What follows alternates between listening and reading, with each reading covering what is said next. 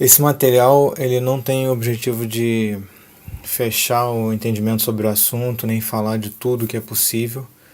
Ele faz uma análise mais superficial, citando alguns pontos que são relevantes.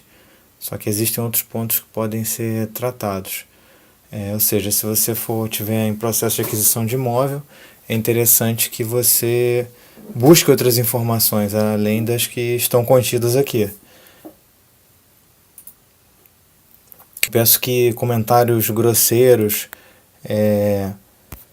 pouco educados, exagerados, agressivos, radicais e extremistas não sejam colocados na página. A intenção é que a gente mantenha um nível alto do diálogo, do debate, para que o material possa sempre ser melhorado. A gente sabe que a aquisição de um imóvel é um projeto de vida. Ele envolve várias decisões, envolve processo de análise, envolve uma certa insegurança em alguns casos. Então é importante que a pessoa se cerque de todos os cuidados. Busque orientação de profissionais especializados, procure saber acerca de documentação, pesquise o imóvel, pesquise os riscos, saiba o que fazer para mitigar risco, veja se aquele imóvel, a localização vai lhe atender. Ou seja, a pessoa tem que ser muito criteriosa, tem que se esforçar, não pode poupar esforços. No caso do casal, é interessante que a decisão seja feita em conjunto, que leve em conta o futuro. Uma série de coisas tem que ser consideradas num processo de aquisição do imóvel. É aconselhável que não seja feito por impulso, por emoção e com pressa.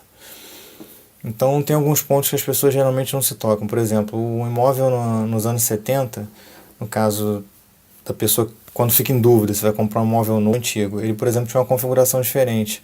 Era comum ter uma vaga de garagem, 4 quartos sendo só uma suíte, e hoje em dia, se você pegar um imóvel nessa configuração, é mais fácil de você achar, dependendo do local, dependendo do tipo de imóvel, um imóvel com 4 suítes, por exemplo, com 2, 3, 4 vagas de garagem, e talvez isso atenda à dinâmica das famílias mais modernas, onde os filhos demoram mais um pouco a sair de casa. Então, isso tem que ser levado em conta. Não tenha, como eu disse, não tenha pressa para comprar imóvel, visite lançamentos, estude tendências, pesquise as taxas de financiamento em vários bancos, veja seu limite de crédito, veja o quanto você vai se endividar, considere um aumento da sua despesa fixa, alimentação, escola, condomínio, etc., passagem, sem contar o aumento de salário. E eu acho que fundamental é que assim, não existe um momento pior ou melhor.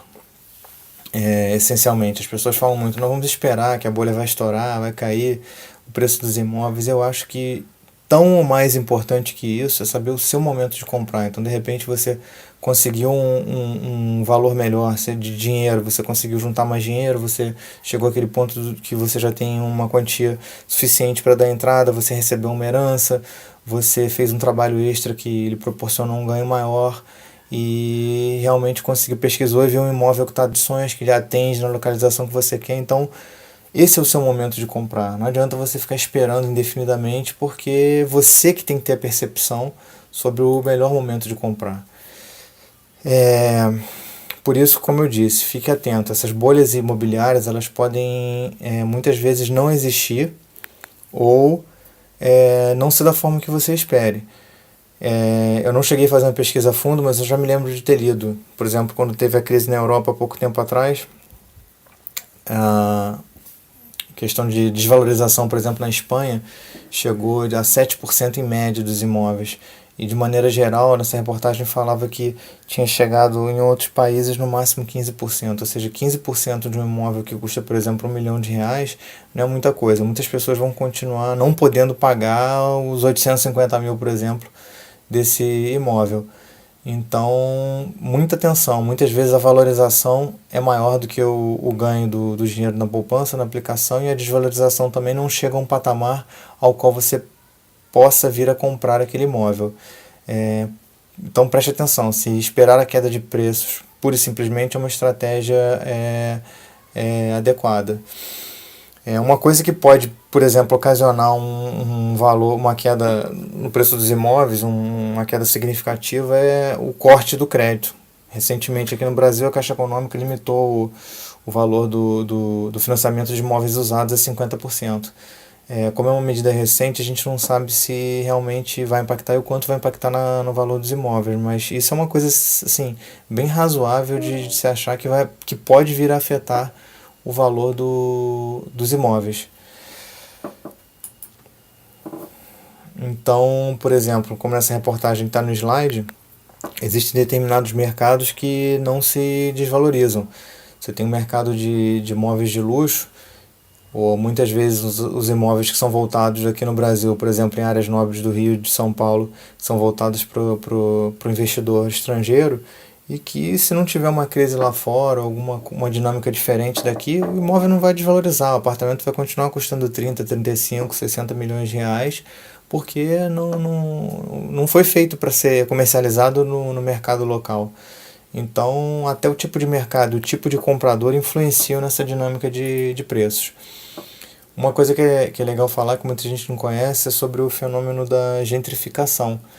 Isso é um fenômeno que afeta a região ou bairro, que geralmente não é muito desenvolvido do ponto de vista econômico, não é considerado um bairro nobre, não é um bairro rico, e começa toda uma movimentação e investimento para poder retirar, geralmente, o pessoal que já mora lá, através da subida do preço, da valorização dos imóveis, e isso muda toda a dinâmica do bairro, porque você troca um grupo de menor poder aquisitivo por um grupo de maior poder aquisitivo, e isso passa aquele status, né, de valorização, de maior qualificação, de melhora dos serviços no bairro, no entorno, e provoca o quê? Provoca aumento de custo de bens e serviços, e tem vantagens e desvantagens.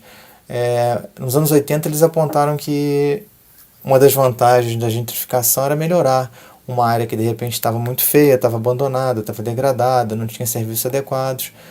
Só que na verdade eu acho que promove uma expulsão das camadas mais pobres, que são forçadas a sair de uma região que é melhor, é mais próxima do trabalho, de repente, e vão para regiões mais longe, onde a pessoa tem mais dificuldade de chegar no trabalho, só acarreta na perda da qualidade de vida. Vale falar que os gentrificadores não focam focam na estética, não focam nas pessoas, porque acaba que, na opinião deles, as pessoas de maior poder aquisitivo fazem parte dessa estética, né? Então, como a gente estava falando, quais são as consequências disso? Mais congestionamento, porque são pessoas de mais poder aquisitivo na região, com mais carro, geralmente, uma vida mais cara. De repente, aquela parcela da população que morava ali, que era mais carente, vai necessitar de ajuda de serviços voluntários e sociais. Isso pode sobrecarregar os serviços voluntários e sociais daquela região, do entorno, do próximo. Você muda o estilo social daquela região, você provoca o fechamento de pequenos comércios, de comércios familiares, que muitas vezes não conseguem se sustentar com a mudança dessa dinâmica social. Outra coisa importante é a gente prever o uso, né? O tempo de uso do imóvel versus o crescimento familiar. Ou seja, você compra um imóvel hoje com 2 quartos, você tem um filho, só você e sua esposa, ele lhe atende, mas vamos que você tenha mais 1, 2, 3 filhos e aquele imóvel pode não lhe atender, e você fez um financiamento de 30 anos e não tem previsão de pagar, o imóvel fica pequeno. Então isso tem que se levar em conta. Essa coisa de pagar aluguel para juntar dinheiro para comprar imóvel não é para todos, na minha opinião. Eu não acho que pagar aluguel seja jogar dinheiro fora. A gente vai falar mais na frente por quê. Mas também acho que pagar aluguel com a desculpa de que você vai comprar um imóvel, se você não tiver um poder de renda realmente para poder juntar dinheiro para comprar um imóvel, não adianta nada. Então, se você paga um aluguel de R$1.000 e consegue juntar R$1.000 por mês, daqui a 5 anos você não vai ter, sei lá, os R$100.000 que você precisa para dar entrada. Pode não ter esse valor. Agora, se você paga um aluguel de R$1.000 e consegue juntar 10, 12 mil reais por mês, 15 mil reais por mês, é mais fácil de você conseguir aquele dinheiro da entrada. Então isso é matemática. Uma das vantagens do aluguel é você poder experimentar o lugar antes de comprar. Ou seja, se você está em dúvida, não tem certeza se sua esposa ou você vão gostar daquele local, aluga um imóvel naquele local, experimenta, caso tudo corra bem, vocês correm atrás para poder comprar um imóvel nessa região. Tem que levar em conta também o entorno, ou seja, o comércio, possibilidade de crescimento de favelização, de melhora ou de piora futura, de construção de presídios, do tipo de comércio que tem ou de que possa vir a ter. Ou seja, você tem que analisar se o que tem vai melhorar, se o que tem vai piorar, para poder saber se você não vai ter uma surpresa desagradável, né? Evitar lugares com bares, clubes, igrejas, restaurantes, seja tudo que faça barulho, né? Escola, porque mesmo você comprando um apartamento no 20º, no 25º andar, por exemplo, o som chega até lá, esse barulho se propaga. Então isso também é uma coisa que incomoda. Aí você vai ter que procurar comprar janela anti-ruído, etc, etc. Imóveis, isso é de conhecimento de quase todo mundo, em andares elevados, com pouco barulho, sem o sol da tarde, com comércio próximo, com metrô, com ponto de ônibus, com um medidor individual de consumo de água, geralmente tem uma melhor valorização nos tempos atuais. Não se acanhe em visitar mais de uma vez o imóvel que você pretende comprar. Leva os seus filhos, leva a sua esposa ou leva o seu marido. Visite esse imóvel em horários distintos. Um dia claro, um dia à noite, pelo menos, para você saber como é que é o barulho da vizinhança, como é que o sol bate, perceber o cheiro do imóvel, para de repente tem umidade, tem mofo. Ou seja, não tenha pressa. Se encantou, gostou demais, não vá para o impulso. Visite, olhe, veja o imóvel de dia, veja com claridade, veja os detalhes, olhe o teto. Já vi imóvel com o teto sujo, amarelado de fumo. Tudo bem, é só pintar, mas é um detalhe que as pessoas muitas vezes não notam. Estou falando, foque nos detalhes, saia daquela noção comum, preste atenção naquilo que as coisas das pessoas geralmente não prestam. No caso de casas, o cuidado tem que ser redobrado. Por quê? Você tem que ver como é que é a segurança da região, se a casa é dentro de um condomínio, se você vai ter que colocar alarme, como é que é a entrada nesse condomínio, terreno, se você vai ter que murar, se você vai ter que colocar um portão eletrônico por controle remoto. Tudo isso tem que ser levado em consideração. Casa e apartamento, ambos têm vantagens e desvantagens, que é uma coisa muito particular. A gente pode tratar isso depois em outro vídeo.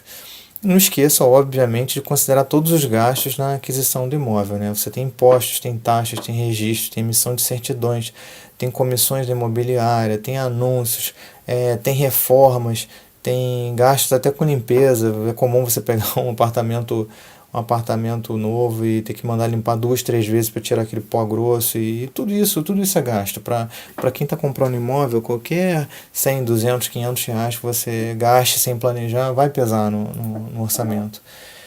É importante saber também diferenciar o que é modismo na compra do imóvel, o que é tendência. Ou seja, hoje em dia os imóveis têm uma área de lazer grande. Isso é um modismo ou uma tendência?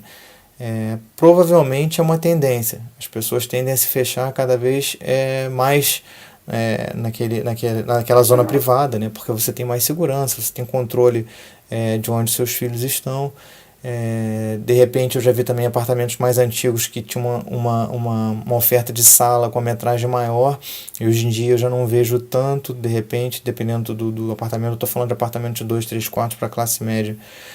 Então eles passaram a diminuir a sala e aumentar a área da varanda, colocar a churrasqueira.